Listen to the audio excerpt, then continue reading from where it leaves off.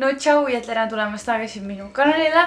Nagu ma Instagramis lubasin, siis ma teen siia YouTube'i nüüd aasta kokkuvõtte video sellest meie aastast siin Hispaanias, mis on nii veider öelda, et me oleme aasta aega siin olnud. Nagu aasta see kõlab nii haigelt pikana, mis nagu ongi justkui pikk aeg, aga samas see läheb nii kiiresti, et nagu ma ei tea, kuhu see aeg on läinud lihtsalt täiesti ebareaalne.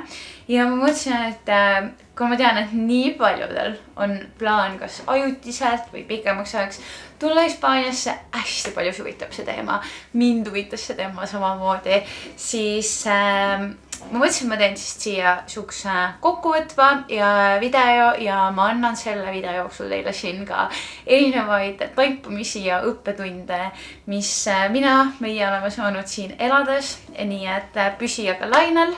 Ma oleks tahtnud seda videot aega uues filmida, aga esiteks täna on mega kole ilm ja teiseks ma unustasin oma mikrofonid Eestisse, nii et ma ei oleks saanud seda kuidagi uues teha.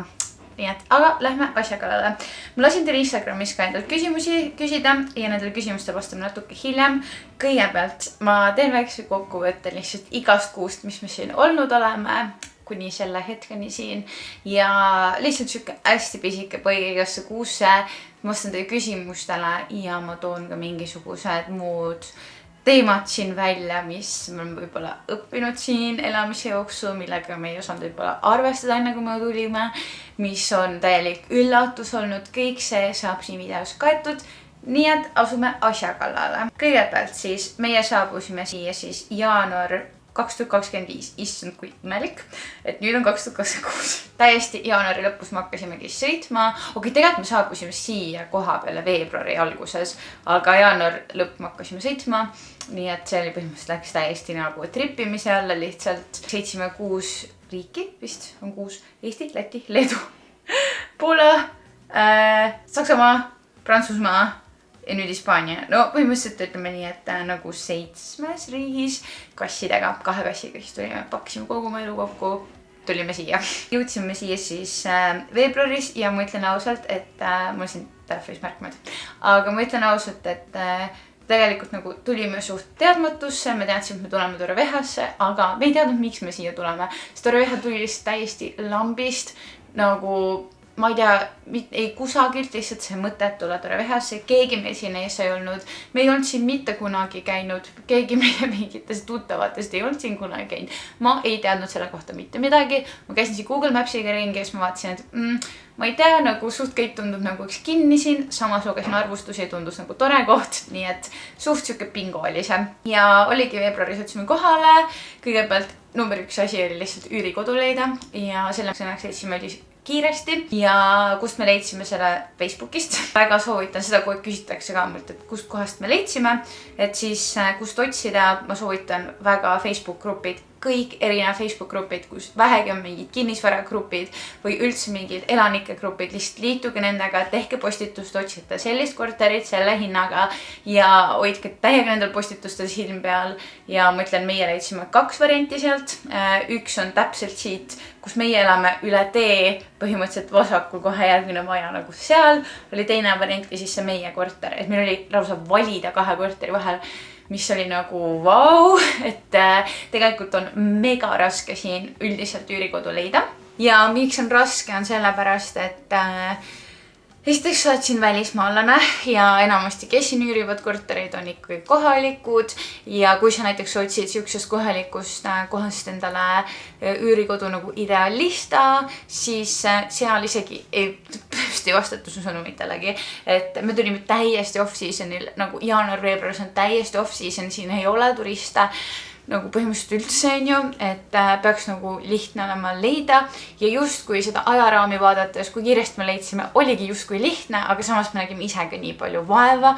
Me kirjutasime nii paljudel erinevatel omanikele ja mul tekkis vahepeal siuke tunne, et oh my god, kas me üldse saame nagu, kas me mingi rau, saame ja nagu oligi täpselt, võtsime endale esimese Airbnb siia Torreviejasse siis mingi äkki 4 või 3 ööks ja nagu täpselt kõik need ööd kulusid meil ära niimoodi, et täpselt selle ajaga me leidsime üürikodu, kuhu me saime täpselt kohe sisse kolida, nagu lihtsalt ideaalne ajastus. Et tuleb nagu täiega usaldada selles protsessi ka. Ja saimegi selle kodu siis üsnagi kiiresti Facebooki grupist ja see on minu üks nõuanne siis, kui sa otsid endale korterit kuskile, siis liitu Facebooki gruppidega, aga on olemas ka palju skämmereid, ka meid üritati skämmida, et mingi täiega mingi ilus üürikodu umbes ja siis nagu suht hea hinnaga ka on ju ja siis küsitakse sult mingi, et tee ettemaks, et enne kui sa tuled üldse vaatama, tee ettemaks meile vaata, et siukene skämm on siin hästi levinud, et keegi küsis sult ettemaksu päriselus. Kui sa lähed nagu vaatama seda korterit, keegi küsis sult mingi broneerimistasu nagu selle eest juba.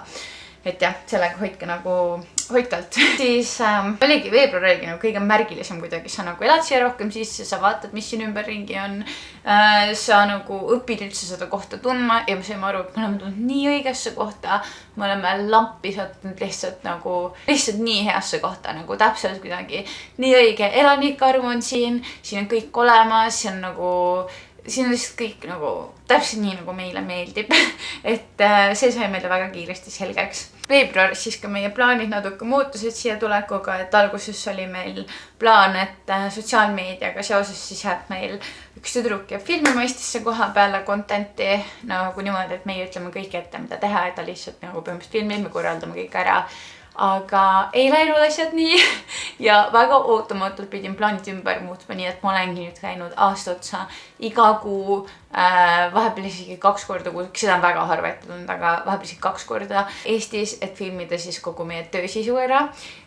Ja see oli siuke väga ootamatu nagu twist kogu sellele olukorrale ja asjale, mis nagu toimus, aga see kõik nagu pidigi nii minema, see oli nii õige, et see nii läks. Ja ka tegelikult äge, et ma nii palju nagu saanud reisida ja tripida ja siuke teistmoodi oli see. Veebruarikuu oli nagu see, kus toimus kõige rohkem, ma ütleks. Siis märtsis lihtsalt avastasime ümbrust, leidsime turud. Need Hispaania turud on nii ägedad. Täiega minge Hispaania turule, kui te siia tulete. Ja siis tegime esimese ujumise meres ja ilmad hakkasid ka juba palju soojemaks minema. Et käisime juba täiesti nagu lühikest riietaga põhimõtteliselt kogu aeg ringi. Siis aprillis käisid meil esimesed külalised ja aprillis oli siin ka suur elektrikatkestus, millest ma tegin ka eraldi vlogi siia, mis oli täiega ehmatav alguses. Või nagu sellel hetkel oligi ehmatav, sest et nii palju on mingi ennustatud mingisugust nagu blackouti ja siis mõtleme, et okei, nüüd see ongi käes. Aga õnneks ei kestnud kaua, et mingi, ma ei tea, vähemalt 24 tundi äkki, et nüüd nagu tagantjärgi vaadates, mis seal ikka on ju umbes. Aga kui sa oled selles sees, sul järsku valgusfoorid õues ei tööta, elektrit mitte kuskil ei ole, paljudel on vesi läinud, poed ei tööta, pangakaardiga maksta ei saa, sul on täielik teadmatus, siis internet ei tööta, telefoniga lihtsalt ei saa, siis see on hirmutav ja sa ei tea, kaua see kestab, keegi ei ütle mitte midagi, kui kaua selle lahendamine aega võtab. See oleks võinud kesta ka nädalaid, et nagu kunagi sa ei tea. Nii et, aga hea, et see ei kestnud kauem. Aga vähemalt nüüd oleme targemad ja meil on mingid, ma ei tea, veevarud ja asjad on nagu kodus igaks juhuks olemas. Et kui midagi peaks juhtuma, siis nagu me ei jää mingi nälga ja joomata põhimõtteliselt. Siis mais käisid minu vanemad külas ja mu sugulane külas. Me käisime mega palju ringi, ma arvan, märts oli kõige suurem, või see mai oli kõige suurem avastamiskuu. Kuidagi minu nagu vanemate tulek, nad olid 2 nädalat siin, siis see nagu pani meid täiega ringi käima. Ja kõige rohkem, mida ma tooks välja maikuu sellest ringi käimisest, kõige ägedam koht oli Guadalest. Nii et kui te siia kanti satute, siis kindlasti Guadalesti külastage, see oli nii äge. Siis juunis läks meil juba mega palavaks siin, et kui mais õhtuti ikkagi vahepeal vaja midagi nagu peale visata, siis juunis oli juba nii palav, et õhtuti ka sa nagu täiesti higistasid kõige õhemate riietaga isegi. Juulis meil sai siis Kaspariga 6 aastat koos oldud ja ikka oli mega palav õues ja isegi autos näitas vahepeal, kui nagu istusid sinna sisse ja auto oli päikse käes, mingi peaaegu 50 kraadi, aga loomulikult õues nii palju ei olnud, on ju, aga nagu jah, lihtsalt nagu nii soe oli. Augustis oli minu sünna, ma sain 24 ja see oli siis minu esimene sünnipäev, kus ma olin Eestist eemal, kus ma olin perest eemal, mis oli nagu veider, aga samas ma nii nautisin siin olekut ja ma nii nautisin seda sünnipäeva, mul oli nii tore sünna, me käisime ringi, käisime sushit söömas, sööb palju tahad kohas, käisime Alicantes, seal Kindluses ja jalutasime ringi, et hästi tore päev oli. Nii et ja, siis oli september ja ilmad läksid järsku ülimõnusaks, enam ei olnud nii palav, aga oli hästi soe ikka. Ja muru hakkas juba rohkem kuidagi roheliseks minema, muidu terve suvi muru oli täiesti kuiv. Nagu ma käisin Eestis, ma olin mingi, oh my god, siin on muru. Saad aru, siuke nagu nii kuiv, lihtsalt nagu täielik põuaperiood. Põhimõtteliselt oli sajagi vihma nagu terves aeg. Ja kui korra kuskil mingi vihmakene tuleb, saad mingi, oh my god, see vihm on lihtsalt jumala õnnistus praegu. Nii et ja. August oli juba palju mõnusam, meil käis jälle üks külaline siin ja siis mina läksin ka kohalikus tantsutrennis käima. Siis oli oktoober, meil käis Kaspar Õepere külas siin ja nägime ka esimest uputust. Meile tulid kõigile telefonidesse signaalid, pole siukest kunagi olnud, et kõigil hakkas telefoni korraga üürgama lihtsalt, antigi nagu punane hoiatus, et hullult võib hakata uputama, kõik on kodudes, kõik kohad on kinni ja see oli täpselt see aeg, kus meil oli nagu külalised ka ja täpselt nagu kõige hullem päev oligi Kaspari sünnipäevapäeval, kus ta sai 30. Nii et täielik torm, nagu nii palju sadas vihma lihtsalt ei küta ette ka ja meie nagu siit maja eest väga isegi ei uputanud, et oli täiesti okei, aga ma tean, et nagu natuke kesklinna poole minnes või üldse mingites mujal nagu rajoonides olid jõhkrad uputused, nii et nägime seda ka siin esimest korda ja uputused tegelikult ongi vist nagu kõige suurem see nii-öelda looduskatastroofi oht siin Hispaanias, nagu vähemalt meie piirkonnas siis. Hispaania muidugi on nii suur, et jah, nägime nagu seda ka siis ära. Siis novembris vaikselt hakkas juba külmemaks minema ja valmistuti jõuludeks, pandi kaunistused õue. Nägime siis ka, kuidas see mingi esimene jõulupidustuste algus siin kesklinnas tehti, see oli nii äge. Ja ma sain aru, et nagu ma olen nii õiges kohas kuidagi, et see kõik need traditsioonid ja asjad, mis neil siin on, kuidas nad kõike tähistavad, on lihtsalt nii äge. Kõik lihtsalt inimesed elavad täiel rinnal ja no lihtsalt, ma ei tea, mulle nii meeldib. Ja novembris hakkasime me tajuma seda, et toas läheb ka ikka väga külmaks siin, et need korterid siin on ehitatud nii, et nad hoiaksid külma, mitte sooja ja no siin ei ole mingit soojustustki, mingit niiskustõkkeid, mitte midagi, kui ei ole, on ju, et kui nagu jah, ma ei tea, seda nagu ei mõtle ka enne, kui sa oled Eestis, et siin on korterites külm, siin on kivipõrandad, ehk siis sa pead kogu aeg sussidega käima. Et jah, süke külm on, nii et me hoiame kogu aeg soojustust sees ja soojad Hispaanias soojustust sees, nii lihtsalt on. Detsembris olid meil siis esimesed jõulud ja aastavahetus perest eemal ja see oli nii nagu teistmoodi, aga samas meil oli hästi toredad need päevad, et aastavahetusel me käisime ka väljas söömas, promenaadil, saime sellest melust osa ja vaatasime ikka Eesti neid aastavahetussaateid 1. jaanuar ja detsembris alustasime ka oma auto ümber kirjutamisega. Olime seda nii pikalt tegelikult edasi lükanud ja tegelikult ei oleks tohtinud seda üldse nii pikalt edasi lükata, aga me pidime selle ära tegema, sest meil sai lihtsalt Eesti liiklus ülevaatus sai läbi ja oh my god, see võttis nii kaua aega nende uute numbrimärkides saamine. Reaalselt nüüd alles mingi nädal-2 tagasi saime need, praegu on veebruar ja me alustasime nagu detsembris millalgi nende ümberkirjutamisega, nii et põhimõtteliselt üle 6 aja läks aega. Tegime seda ka läbi ühe agentuuri üldsegi, kes nagu aitas meil kõiki neid makse maksta ja igast asju ajada. Et kui me oleksime ise omal käel seda teinud, ma ei tea, me vist teeks seda ikka veel, nagu see Hispaania bürokraatia on haige ja detsembris me saime sellest ka aru, millest kõik räägivad sellest Hispaania bürokraatiast, vot. Siis me saime aru sellest, igal pool sul prinditakse midagi välja, kus sa käid, igal pool nad tahavad mingid templeid peale panna ja ma ei tea, no siukene nagu täiesti teistmoodi, ma üldse ei kaeble, vaid ma lihtsalt ütlen, et see on täiesti teistmoodi. Kui sa tuled Eestist siia digiriigist, sa tuled siia, siis nagu sa saad šoki nende paberimajandusega, ma ütlen ausalt, sa päriselt saad šoki sellest ja ma sain ka šoki. Ja detsembris oli üks asi veel, meil tekkis siia magamistuppa hallitus, jällegi asi, mida sa üldse ei mõtle, et sul võib nagu ette tulla. Meil tekkis siia magamistuppa nagu lakke ja siis seintele ja meil oli nagu niiskustase oli üli kõrged tegelikult toas ja siis me nagu leidsimegi lahendus, et lihtsalt tuleb osta niiskusimaja. Ja siis omanikuga rääkisime läbi, ta nagu, me käisime, soetasime selle ära, aga ilmselt ta maksis seda kinni, on ju. Et niiskusimaja ja see on nagu päästnud nii palju aidanud, nüüd meil õnneks enam seda hallitust ja tagasi ei ole tulnud. Ja jaanuaris nüüd, mõned nädalad tagasi, me keerasime siin madratsit voodis, me ei olnud mingi paar kuud seda keeranud. Ja saad aru või, lihtsalt siin madratsi all oli nii räme hallitus ja see oli nii rõve, lihtsalt nii rõve. See oli kõik selle ajaga tekkinud ja ma lihtsalt nagu, ma ei suutnudki mõelda sellele, et me oleme olnud siin nagu mingi paar kuud lihtsalt maganud hallitava madratsi peal. See on lihtsalt nii rõve mõelda ette ka.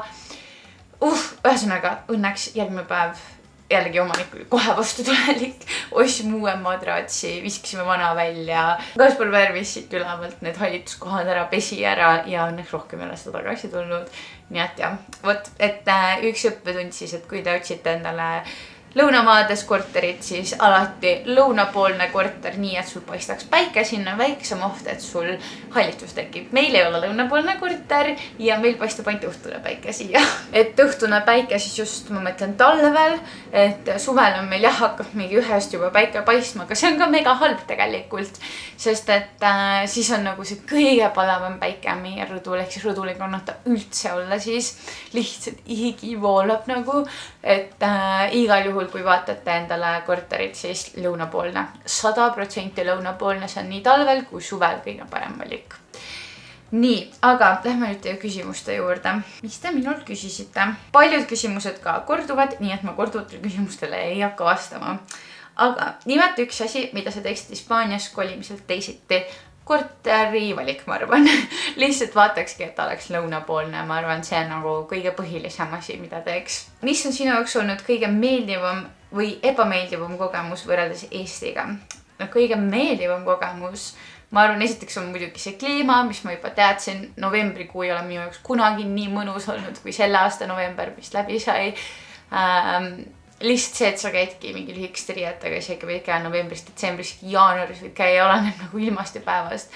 Et see on nii mõnus ja muidugi, mis on nagu kõige mõnusam, on see värske toit, mida sa siin saad. Ma seda on nii palju rääkinud, aga lihtsalt see, et me käime kogu aeg turul, me saame kogu aeg kohalikku head värske kaupa, see on lihtsalt imeline. Siis ebameeldivam kogemus, ma arvan, see bürokraatia. Mis teie arvate, et Hispaania annab immigrantidele elamisload ja muud õigused? Minu arust see on täiesti haige teema. Nagu nad saavad nii lihtsalt kõik selle ja see, et nagu ma ei taha sellesse liiga palju laskuda, see on nii poliitiline teema, aga ühesõnaga mina seda heaks ei kiida. Kas on kokkupuuteid olnud Hispaanias ka politseiga ja kas te olete ka nüüdseks residendid? Residendid ei ole, kui sa oled Euroopa Liidu liige, sul ei ole vaja residentsust siin. Nii et on vaja ja politseiga ei ole üldse mitte mingit kokkupuudet olnud. Ka plaanite veel seal olla? Ei oska öelda. Ei tea, ei olnud plaani siia tulles. Ei ole plaani hetkel, lihtsalt ma ei tea, ma ei oska öelda. See aasta nii kiiresti juba läinud. Mis on 3 põhilist plussi ja miinust võrreldes Eestiga? 3 plussi... Ma arvan, plussid on kisteks kliima, toit ja inimesed on lihtsalt nii elavad. Ja miinused võrreldes Eestiga. Perekonda ei ole siin. Lihatooted ei ole nii head, liha- ja piimatooted ja arvan, suved on ka Eestis ikkagi mõnusamad. Kas mõnda teise linna piirkonda ei ole plaaninud kolida? Ei, meile nii meeldib siin veel nagu ei, meil ei ole üldse, ei ole plaani. Kas soovitaks teistega kolida Hispaaniasse? Kindlasti, kui sul see mõte peas on, siis nagu 100% reaalselt. Tee see ära, pole mitte midagi kaotada, lihtsalt nagu võta ette ja tee ära. Kas Hispaania ei tundu vahepeal nagu arengumaaga oleks tegemist just asjaajamise poole pealt? Natukene, aga ma arvan, et see läheb neil ka nagu paremaks kogu aeg. Natukene puudutasin ka seda teemat. Kui palju auto regamine maksma läks? Me arvatsime, kas ta mingi aeg, kas ta oli midagi 1000 ringis äkki, et päris kallis ikkagi. Ma loodan, et sa said oma küsimustele vastused. Ma soovitan väga, kui sul on mingi mõte välismaal elada, kindlasti tee seda, see on nii elumuutav, see on nii äge. See on nagu ma ei oska sõnadesse panna, mitte miski ei ole mind nii palju muutnud inimese nagu siin elamine, see aasta siin üldse. See on nii äge olnud. Keegi küsis mult, see mult liiga praegu meelde, kuidas hispaania keelega läheb. Hispaania keelega läheb täitsa hästi. Duolingo aitab meid ja see kogu aeg areneb nagu väga hästi edasi. Aga ühesõnaga, kui sul on veel mingid küsimus selle teema kohta ja sa tunned, et sa ei saanud sellele siin videos vastuseid, sa võid mulle kirjutada ka siia alla kommentaaridesse, Insta DM-i, kuhu iganes sa soovid. Ja ma kindlasti kajastan järgmistes vlogides ka siis neid küsimusi. Vot, aga seniks subscribe'iga mu kanalit. Eelmises videos ma ütlesin, et mul sai 2000 subscriberit täis ja pärast seda mitu inimest unsubscribe'is mind, nii et mul ei ole ikka 2000 justkui täis. Nii et subscribe'iga palun. Ja kui sulle meeldis see video, siis ka like ja siis näeme juba jälle järgmises videos. Tšau!